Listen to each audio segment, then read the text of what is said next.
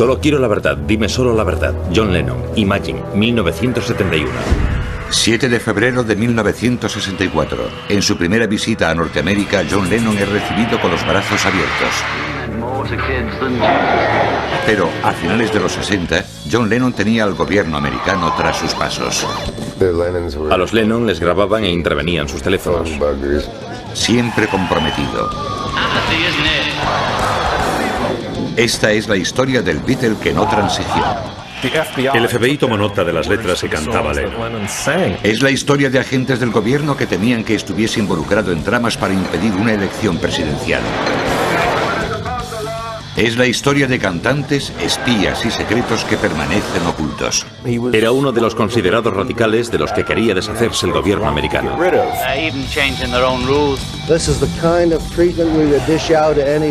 Este es John Lennon, desclasificado.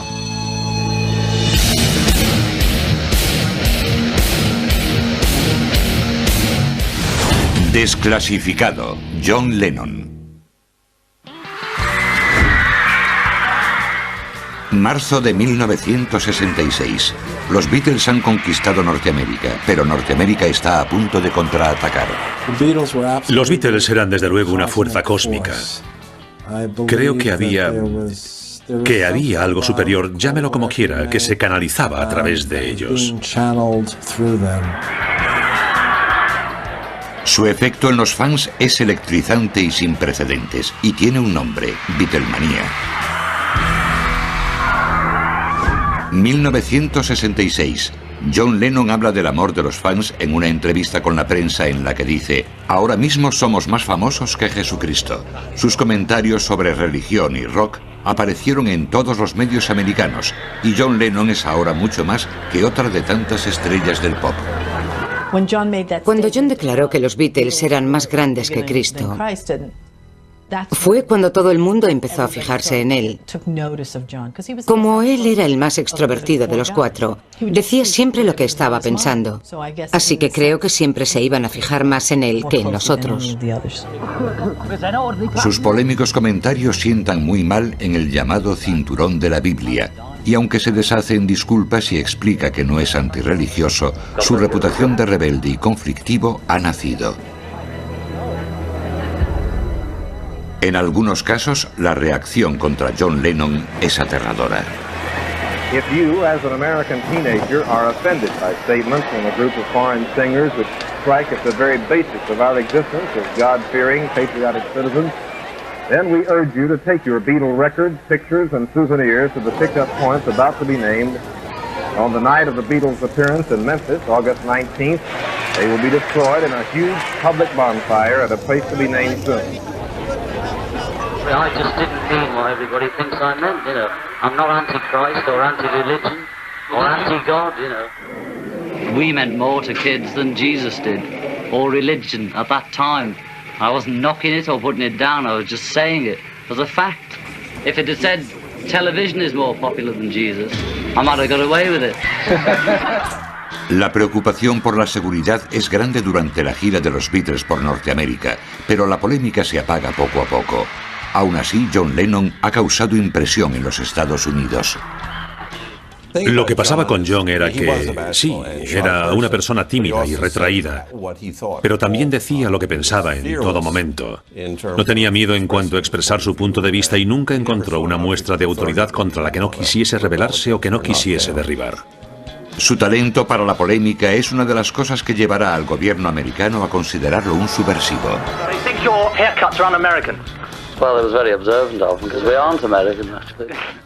John Lennon tenía una sensibilidad muy especial. Creo que era por naturaleza irónico y sarcástico. Seems a bit silly to be in America for none of them to mention Vietnam as if nothing was happening. Los Beatles recibieron tantas amenazas de muerte tras el más importante que Jesús de Lennon que pensaron en cancelar su concierto en Memphis. George Harrison, 2000. Sus declaraciones sobre religión y sociedad no son las únicas polémicas sobre John Lennon.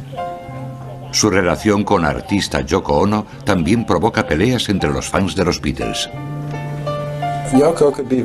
Yoko podía ser muy intimidante, era muy misteriosa para la mayor parte de los que trabajaban para ella. Era obvio que John estaba loco de amor por ella y ella loca de amor por él. Se convirtió en su esposa, su amante, su madre, su colaboradora, su inversora.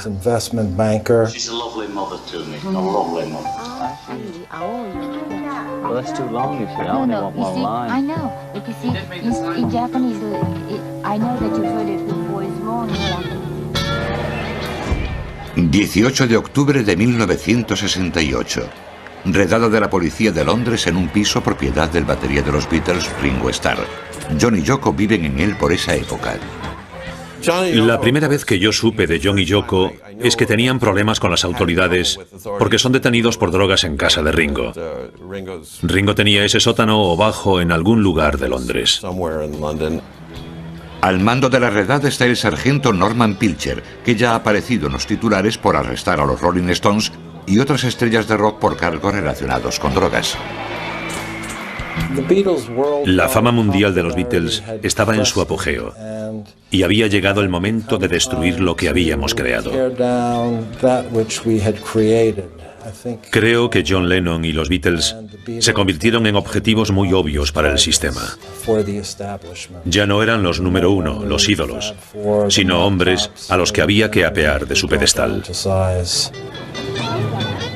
Al principio, John y Yoko niegan la entrada a la policía, pero cuando entran, un perro adiestrado descubre una pequeña cantidad de hachís o resina de marihuana escondida en un baúl. John fue bastante noble. Aparte de denunciar públicamente cómo los habían maltratado, se hizo responsable de todo al declarar que Yoko no tenía nada que ver con aquello. Lennon es condenado a pagar únicamente el equivalente a $200 por el delito, pero el arresto por drogas le traerá problemas años después en Norteamérica. El sargento Pilcher de la policía comete perjurio y es encarcelado, aunque Inglaterra no invalidará la sentencia de John Lennon. 1968. Mientras John y Yoko se defienden de los cargos por drogas en Londres, en Norteamérica los estudiantes se manifiestan apasionadamente en contra de la postura del gobierno sobre la guerra de Vietnam. Es año de elecciones y ese verano muchos llevan su lucha contra la guerra a la convención del Partido Demócrata en Chicago. El alcalde Daley se niega a permitir la que habría sido una manifestación muy numerosa. Así que se convirtió en una batalla por ejercer el derecho a protestar en las calles, aunque los permisos no se habían concedido. Lo que significaba que podían arrestarte en cualquier momento. Y eso supuso unos 5 días de enfrentamientos en la calle. Una persona asesinada, muchos otros apaleados, incluso periodistas, porque no querían que el mundo lo viese. Tom Hayden es uno de los 7 de Chicago, líderes de las protestas que están siendo juzgados por conspiración. The chief street tactician is Tom Hayden, student leader. But you're going to march anyway. Are you expecting trouble? We expect to march. What does we expect trouble all the time. We're coming to Chicago by the tens of thousands, whether or not there are any permits given. Después de que Nixon fuese elegido unos meses más tarde, tras prometer que acabaría con el desorden, nuestro caso se volvió prioritario y fuimos procesados y acusados de conspirar, lo que legalmente significa actuar en paralelo, para organizar las revueltas de la convención.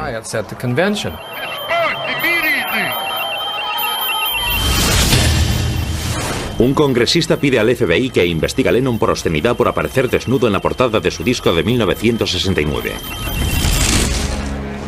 1969. Los cargos contra los 7 de Chicago se desestiman en la apelación. El recién elegido presidente Richard Nixon declara que la ley y el orden son su prioridad. I'm against violence, period. Violence begets violence, as far as I'm concerned. It's been proved by what's going on in the States and the protest marches in Grosvenor Square in London. John y Yoko están abiertamente en contra de las protestas violentas. Como artistas y performers, crean eventos para los medios como permanecer en la cama por la paz en Ámsterdam y Montreal. I'm using my money and my time to promote peace. And when the money runs out, the time runs out, we should have peace by then. Pero no es el movimiento por la paz lo que llevará a John y Yoko Ono a Norteamérica, sino la búsqueda de la hija de Yoko, Kyoko Cox. Kyoko Cox era la hija de Yoko Ono, fruto de su primer matrimonio con su marido Tony Cox. Recuerdo a Kyoko como una hermosa niña. Un día Kyoko y Tony Cox desaparecieron sin dejar rastro. John y Yoko tienen que seguirlos a los Estados Unidos si quieren ver de nuevo a Kyoko. El 23 de marzo de 1970, John Lennon y Yoko Ono vuelan a Nueva York en busca de la hija de Yoko. Es allí donde toman contacto con la izquierda radical y es allí donde el FBI comienza su vigilancia. A pesar de sus declaraciones en favor de la paz, están a punto de entrar en un juego muy peligroso. Septiembre de 1971. El americano medio no cree lo que dice John Lennon. Por sus comentarios sobre los Beatles y la religión y los cargos por drogas en Inglaterra, no es ya el ídolo de Liverpool al que dieron la bienvenida años atrás. Ahora ha vuelto a Norteamérica con una misión. Yoko intentaba desesperadamente encontrar a Kyoko, hija de un matrimonio anterior con Tony Cox, que se la había llevado y la mantenía oculta. Ni John ni Yoko son ciudadanos norteamericanos, y ninguno de ellos sabe cómo encontrar a Tony Cox y a Kyoko. Su búsqueda se prolongará durante años. Creo que era un asunto muy íntimo para John y Yoko encontrar a Kyoko. Me parece que contrataron detectives privados para ello. 1971. John y Yoko se establecen en Nueva York para intentar encontrar a Kyoko y vivir juntos en Norteamérica. Casi inmediatamente se rodean por radicales neoyorquinos como Jerry Rubin y Abby Hoffman, dos de los compañeros de Hayden en los 7 de Chicago. Apenas se dan cuenta de en qué se están metiendo. Estaban involucrados con los Panteras Negras. Apoyaban a los 7 de Chicago. Toda esa gente aparecía siempre por el apartamento. Jerry Rubin, Bobby Seale, Angela Davis. Informes desclasificados del FBI demuestran que ya estaban espiando a algunos de los nuevos amigos de John y Yoko.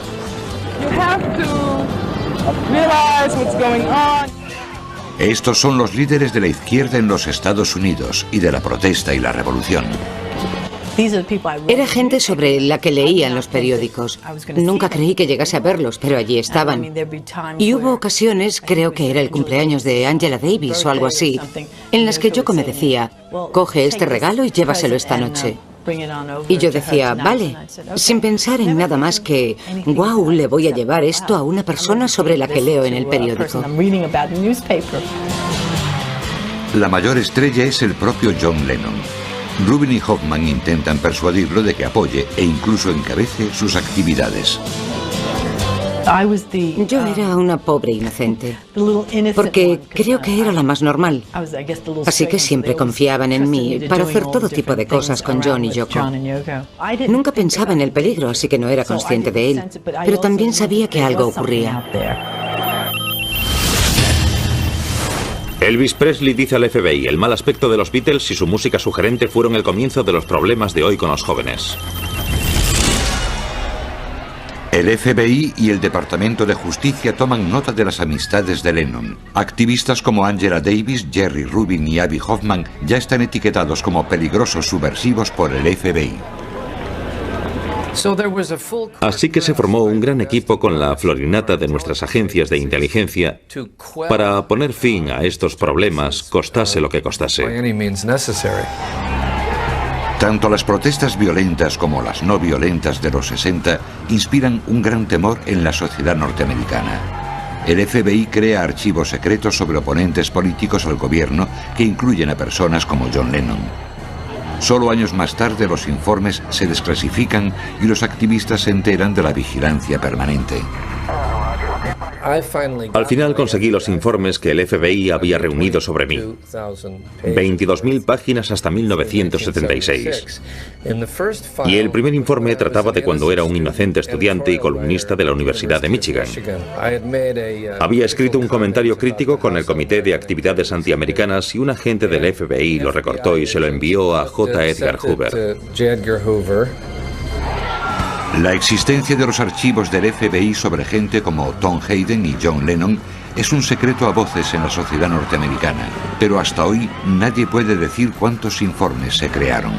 De esos archivos dependen los norteamericanos para combatir el terrorismo doméstico y los crímenes interestatales.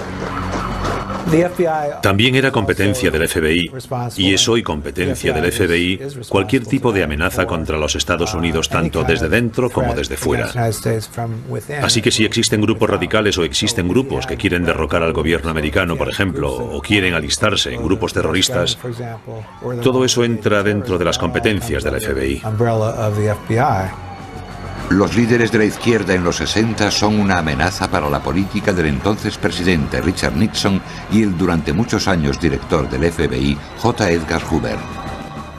Durante el periodo de J. Edgar Hoover, el FBI tendía a confundir la legítima disensión política con los esfuerzos por derrocar al gobierno. Así que si alguien se manifestaba en contra de la guerra de Vietnam y no le gustaba el gobierno, inmediatamente era considerado sospechoso por el FBI. El FBI planea neutralizar a algunos líderes de la contracultura haciendo pública su homosexualidad. Diciembre de 1971. Jerry Rubin intenta convencer a John y Yoko para que participen en un concierto a favor de un radical llamado John Sinclair. John Sinclair era un activista político de Michigan que fue sentenciado a 10 años de prisión por posesión de 2 cigarrillos de marihuana. Obviamente no fueron los cigarrillos de marihuana los culpables de esa sentencia. Fueron sus convicciones políticas. Jerry Rubin contactó con Yoko en realidad, y le preguntó si subiría a cantar en el concierto benéfico que se organizaba para llamar la atención sobre el caso de ese chico, que pasaría 10 años en la cárcel por una pequeña falta. Rubin lo concibe como la primera parada de una gira nacional anti-Nixon. This rally is going to be the first of prison rallies all across this country, demanding that they lay down the bars and let all the prisoners out. Program is not for winding down no the war. Thing, nowhere, Richard Nixon. Getting rid of Richard Nixon. This man Nixon and his war makers. Everybody knows. And I wish that Nixon knew it. Se llamó el concierto Liberad a John Sinclair. Fue la primera vez que intentaron conectar los proyectos contra la guerra con la música. Fue un evento fantástico. Stevie Wonder, Commander Cody, MC5, discursos de Jerry Rubin, de Bobby Seale, líderes de la nueva izquierda. The only solution to pollution is a people's humane revolution. Selling heroin. Utilizando la fama e influencia de esos artistas, los organizadores como Jerry Rubin deseaban provocar manifestaciones contra la guerra de Vietnam como parte de una gira nacional que acabaría con decenas de miles de manifestantes en la Convención Republicana de San Diego en agosto del 72. Si Rubin lo conseguía, este evento haría parecer el de Chicago en el 68 un tranquilo domingo en el parque. El FBI clasifica como secreta la letra de la canción protesta de Lennon John Sinclair, aunque aparece en su álbum de 1972, Sometime in New York City. We came here not only to help John and to spotlight what's going on, but also to show and to say to all of you that apathy isn't it, and that we can do something. El FBI estaba entre el público y tomó nota de todo lo que dijo cada uno, incluidas las canciones que cantó Lennon en esa ocasión. Dado que era el tipo de actuación y el tipo de concierto que esperaban llevar a cabo en muchos otros lugares, resulta muy significativo. La posibilidad de una docena o más de conciertos antibélicos convierten a Lennon en objeto de un espionaje todavía mayor. viaja con un grupo salvaje y radical. El FBI sospecha que está interesado en derrocar al gobierno. El archivo del FBI sobre Lennon está empezando a crecer.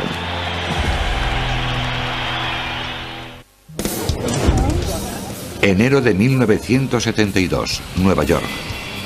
Richard Nixon es presidente y responsable de los más violentos y trágicos días de la guerra de Vietnam. John Lennon y Yoko Ono han unido sus fuerzas a las de los más conocidos activistas contra la guerra y han provocado que el FBI abra un nuevo informe sobre ellos. No es que viesen a John como una amenaza, es que John era una amenaza real para los Estados Unidos, porque quería usar su poder, como la gigantesca celebridad que era, con cientos de millones de personas pendientes de sus palabras en todo el mundo para intentar que la guerra terminase. Según la perspectiva del FBI, el radical cambio social que los activistas propugnan a finales de los 60 y principios de los 70 parece amenazar la ley y el orden.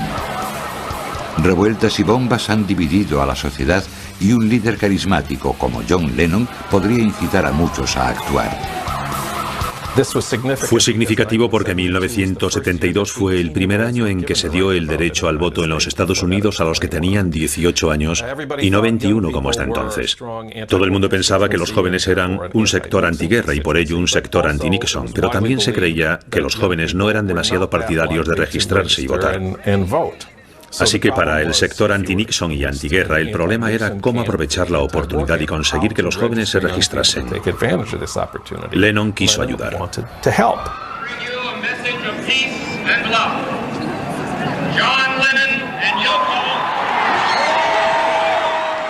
Un posible objetivo para una acción callejera de la izquierda es la convención republicana prevista para agosto de 1972. Había reuniones eternas con Jerry Rubin y Bobby Seale, y la idea era, ya sabes, impedir la convención.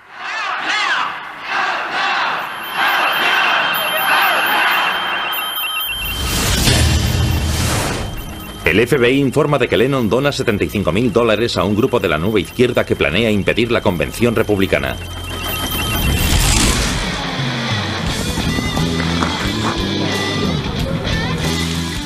La guerra de Vietnam continúa. Las protestas se hacen más violentas y la reacción del gobierno más opresiva. Archivos desclasificados del FBI muestran la creciente frustración del gobierno. Este es un informe del FBI con fecha del 27 de mayo de 1966. Dice que para intentar descubrir, impedir o neutralizar las actividades de la nueva izquierda, el FBI se enfrenta a una situación sin precedentes porque, primero, la nueva izquierda es difícil de definir con precisión. Y segundo, por la total indiferencia de la nueva izquierda por las leyes sociales y morales y las ventajas sociales. Creemos que el inconformismo en el vestir y el lenguaje, el desprecio por la higiene personal, la obscenidad hablada y escrita, la evidente promiscuidad sexual, la experimentación con las drogas, las ropas descuidadas, el pelo largo, calzar sandalias y lucir adornos extravagantes, llevan a desestimar cualquier intento por ridiculizar a estas personas. Pero hay una gran diferencia entre John Lennon y activistas contra la guerra como Tom Hayden. John Lennon no es ciudadano norteamericano. Aun siendo rico y poderoso, John Lennon reside en el país con un visado temporal. John Lennon puede ser presionado.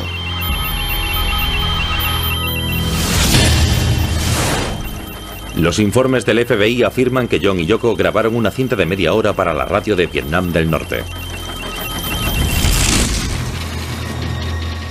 ¿Cómo está siendo vigilado Lennon? Es un misterio en el 72.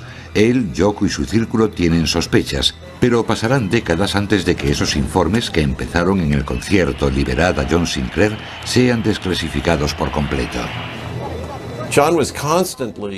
John tenía constantemente, es difícil afirmarlo, pero teníamos la impresión de que al menos en los Estados Unidos su teléfono estaba pinchado. Había un tipo enfrente en la calle Bank que estaba siempre desmontando y volviendo a montar una moto. Estoy absolutamente seguro de que su trabajo era estar allí.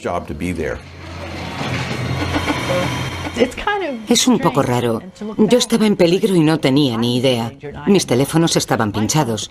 Siempre oía clics en la línea y nunca hubiese pensado que podía haber alguien grabando mis llamadas. En ocasiones, cuando yo llamaba, por ejemplo, él decía cosas como, ten cuidado, el teléfono está pinchado, o sí, jajaja. Pero creo que había algo de verdad en todo eso. John y Yoko incluso hablaron de vigilancia en la televisión nacional con Dick Cavett. Creo que era sabido que los Lennon eran vigilados con cámaras, grabaciones, micrófonos y toda clase de cosas. Esas cosas se les hacen a gente como ellos. El monstruo de dos cabezas de la hija desaparecida y la administración intentando alterar sus vidas y echarlos del país era emocionalmente un peso muy difícil de llevar, y hablaban de ello en privado o en público.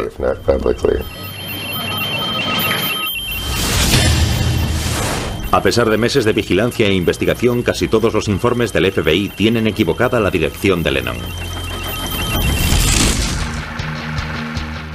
El arresto de 1968 en Londres ya había complicado la vida de John Lennon.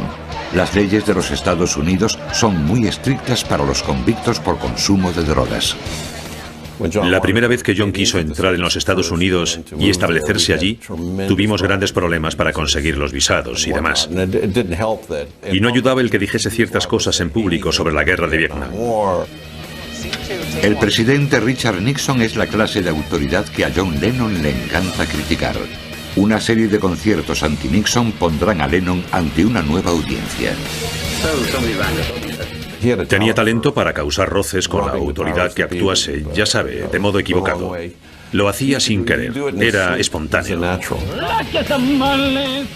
John Lennon no lo sabe, pero el archivo sobre él sigue creciendo.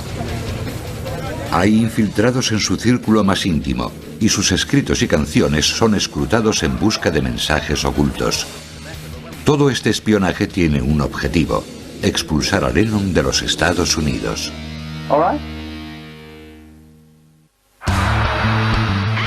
Tras hacer amistad con los líderes de la izquierda radical como Jerry Rubin y Bobby Seale, John Lennon ha atraído la atención y las iras de la derecha. La presión se centra en cogerle antes de que pueda utilizar su enorme popularidad para influir en las elecciones presidenciales del 72. If you stay in the country, will you pursue your activism? Well, I don't know what activism is, you know. I mean, we're sort of like journalists who sing and write about it. I'd always look at every offer to help very thoroughly and decide the pros and cons. Febrero de 1972. John y Yoko caldean el ambiente. No solo son entrevistados por Dick Cavett y Mike Douglas, sino que aparecen a menudo en las noticias de la noche. John y Yoko usan la poderosa luz de los focos fijos en ellos para dejar que brillen sus amigos activistas como Jerry Rubin. Jerry Rubin. It's like a whole cultural renaissance is about to begin. Because all the people that say that the movement, the revolution is over, they ought to see what's going on right here, because it doesn't look over to me. This is like a dream. John Lennon es el hombre que atrae a las multitudes. Agentes del FBI graban las apariciones en televisión de Lennon y sus amigos para examinar sus declaraciones anti-Nixon. 4 de febrero de 1972. Mientras John y Yoko demuestran su apoyo a sus amigos de la izquierda, un informe personal y confidencial circula entre el Servicio de Inmigración y el Senado. Había un informe enviado a la Casa Blanca de Nixon. Procedía de Strom Thurmond, el senador republicano por Carolina del Sur. Informaba del plan de Lennon, de la gira nacional de conciertos para que los jóvenes se registrasen para votar. Este informe confidencial dice: líderes de la nueva izquierda radical pretenden utilizar a John Lennon como reclamo para aumentar el éxito de festivales de rock y manifestaciones. Esto proporcionará enormes cantidades de dinero a las arcas de la nueva izquierda y solo conducirá a una confrontación entre una turba controlada por este grupo y los agentes de las fuerzas del orden de San Diego. Fin de la cita. Y concluía, si Lennon fuese deportado sería una contramedida estratégica. Es una cita de uno de los documentos de los que pude obtener una copia. Antes de un mes el gobierno está trabajando duro para expulsar a John Lennon del país. Hasta que el archivo del FBI sobre él sea desclasificado, solo los documentos legales públicos pueden explicar lo que está pasando. El FBI comete un error al crear un póster de Se busca de John Lennon con la fotografía de otra persona, el amigo de Lennon, David Peel. 6 de marzo de 1972. El Departamento de Inmigración entrega a John y Yoko una orden de deportación. Well, yeah, we're a bit shocked, you know. Why? Because our daughter's here. We still haven't found her. We got a piece of paper. That means that I can't see my daughter. It's a civil case and I have custody papers, but I can't find her. Do you have any idea where the child is right now? She was in Texas when Mr. Cox opened the proceedings there, but as we began to win, he left. And we don't know where he is, and nobody knows where he is, neither the sheriff nor the judge who put the order. No, nobody's got an idea. And if we have to go out of this country now, that means that it's synonymous to losing my child, you see, it really is. And I really don't want to do that, so it's very important for us. What's the child's name? Kyoko. Can we talk to you when you come out? All I care is really her happiness, so I just feel that she needs to see her mother as well as to see her father. Why have you been denying our custody? John Lennon iba a ser deportado por los Estados Unidos por un supuesto consumo de droga en Inglaterra. Yo estaba en el caso como asesor. Trabajé con un excelente abogado de inmigración, Leon Wildis, para impedir esa deportación. El cargo por drogas de 1968 en Londres hace vulnerables a Yoko Ono y John Lennon, ya que según las leyes norteamericanas, una condena por posesión es suficiente para expulsar a alguien del país.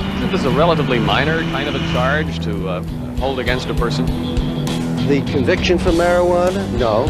Unfortunately, the law denounces it, and while that stands, there's no form of relief that's possible in his case.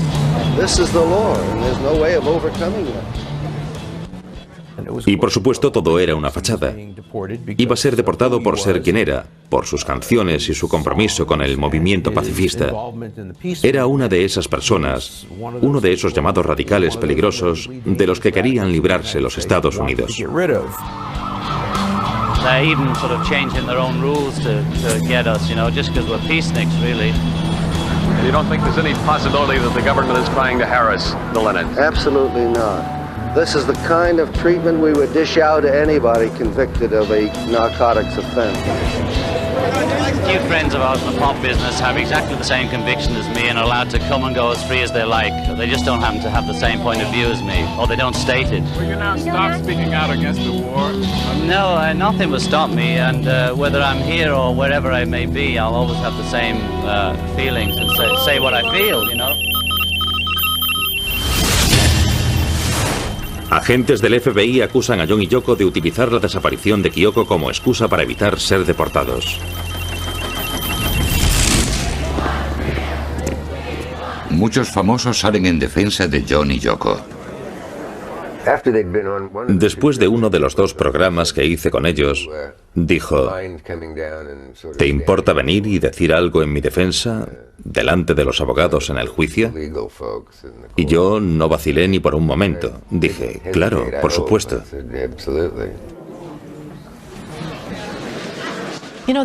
El arresto por la droga era lo único que tenía el gobierno para decir: no permitimos que entren delincuentes en nuestro país, ya sabe, condenados por drogas. Trabajaban duro para echar a John y él siempre se defendía. Quiere decir que tenía miedo, quería de verdad quedarse en este país. Well, I've met a lot of New Yorkers who complain about it, but nobody moves out. It's the greatest place on earth. We're artists, you know. For artists, it's really a very stimulating place. New York is what Paris was in whenever Paris was for artists, and this is the center of the art world, and we want to be in the center. La vigilancia encubierta continúa, pero Lennon consigue seguir. Pronto serán revelados los secretos de esa vigilancia. La conmoción de un asesinato llevará a desenmarañar los archivos del FBI sobre John Lennon.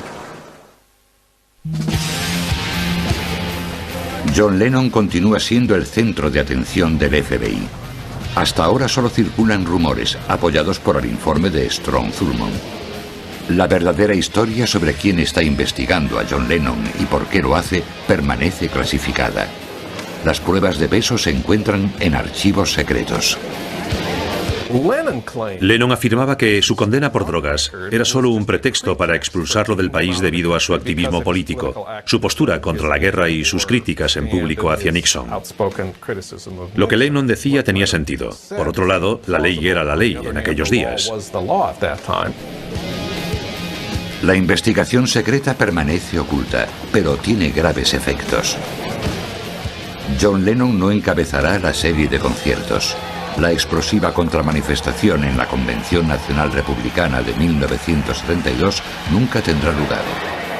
Richard Nixon consigue la reelección en un ambiente de conmoción. Según lo ocurrido en el juzgado de inmigración, Lennon estaba bajo una orden de abandonar el país antes de 60 días, comenzando en febrero de 1972. Y eso podía seguir posponiéndose y ampliándose, pero durante casi 2 años la amenaza de ser deportado en un mes o 2 pendió sobre su cabeza en todo momento. La controversia se convierte en una prolongada y constante batalla legal para conseguir los visados de la pareja. Tras años de batallas legales, en 1976, él y Yoko Ono consiguen el derecho a permanecer en los Estados Unidos. El FBI cierra su archivo sobre Lennon citando su inactividad en actividades revolucionarias y su aparente marginación de los radicales de Nueva York. Former Beatle John Lennon was shot and killed in front of his home on Manhattan's Upper West Side tonight. John Lennon was shot at 1 West 72nd Street. He was removed to Roosevelt Hospital. John Lennon es una de las historias más tristes. ¿Qué habría ocurrido si siguiese vivo? Pero también, ¿y si el FBI no le hubiese perseguido? Creo que todos le recuerdan como artista y músico, y un número cada vez menor de personas recuerdan que fue considerado un enemigo del Estado. Es el único caso que gané que desearía haber perdido. Si hubiese perdido ese caso, John Lennon habría sido deportado a Inglaterra, y Chapman no habría podido dispararle en las calles de Central Park. La conmoción por la muerte de Lennon se siente en todo el mundo. Para millones de personas es más que un héroe del rock and roll, más que un compositor. John Lennon es además un icono del movimiento pacifista.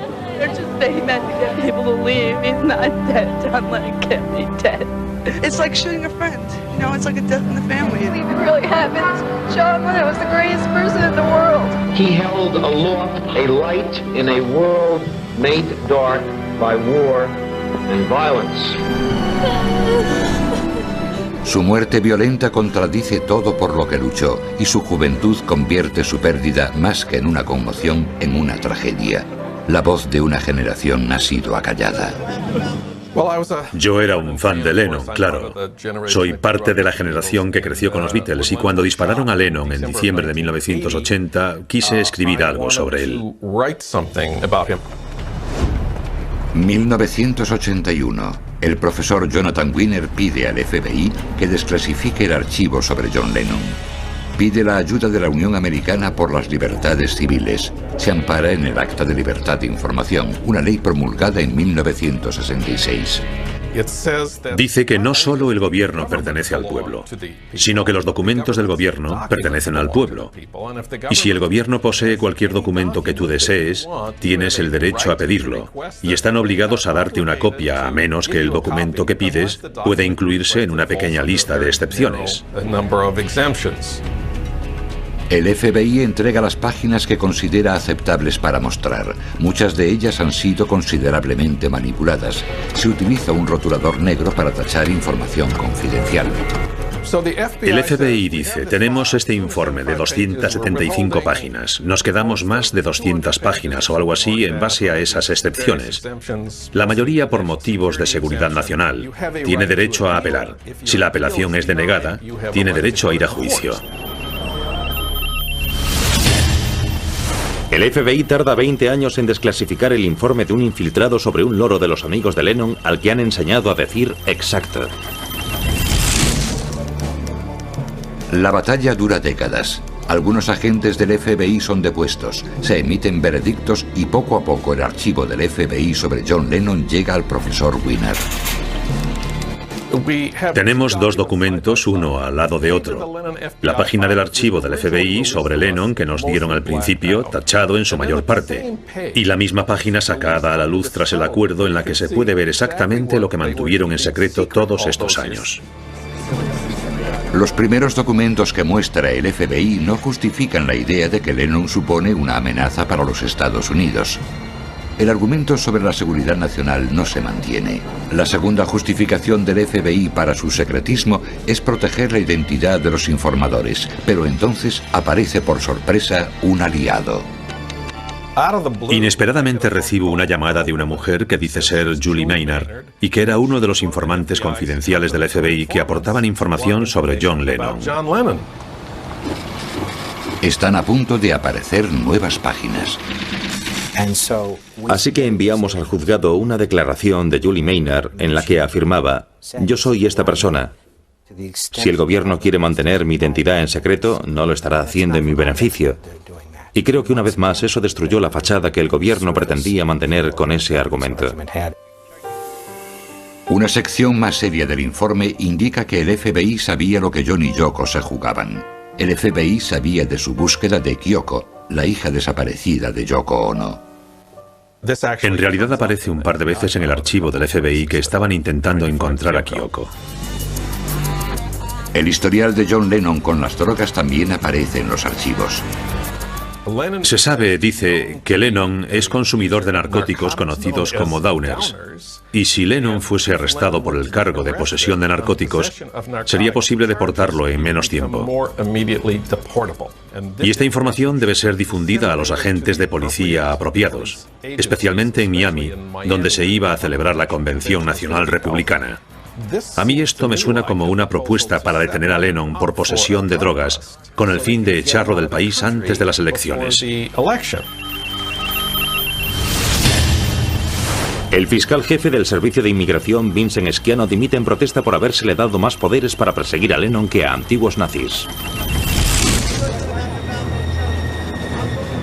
El último secreto de los archivos del FBI sobre John Lennon es que materias como la seguridad nacional y la privacidad de los informadores son asuntos secundarios. El gobierno está protegiendo su propio derecho a guardar secretos por razones políticas. Sabemos que los altos cargos de la administración Nixon, hasta llegar al presidente, incluyendo los más influyentes consejeros, tenían un sincero miedo paranoico de la influencia de John Lennon y se esforzaban por deportarlo y echarlo del país, basándose solo en el beneficio político. A veces llegaban a extremos ridículos. Y lo que resulta ser el análisis más interesante es que el FBI dio por terminado su programa COINTEL de vigilancia sobre Lennon la semana siguiente a que Nixon fuese reelegido en noviembre de 1972. El FBI trabajaba con la Casa Blanca de Nixon y el Servicio de Inmigración para instruir el caso de deportación de Lennon.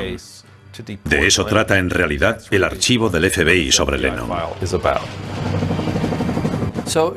Así que solo se trataba de utilizar una agencia de incógnito para cazar a alguien, a un artista, por aportar su enorme influencia y talento a la política durante unas elecciones. Pero la historia de John Lennon y el FBI no termina aquí. Hay 10 páginas de las 275 originales por las que todavía se lucha en los juzgados. Las 10 páginas que todavía retienen y que nosotros todavía estamos intentando que salgan a la luz, nos han dicho que contienen información proporcionada por un gobierno extranjero bajo la explícita promesa de confidencialidad. Ni siquiera se nos permite saber de qué gobierno extranjero se trata. Es confidencial. Pero podríamos especular que quizás no sea Afganistán. Quizás sea Inglaterra. Décadas después de su muerte, nuevos secretos salen a la luz sobre la vigilancia del gobierno a John Lennon. Quizás John Lennon lo dijo mejor cuando escribió: "Dime solo la verdad". A la memoria de John Lennon.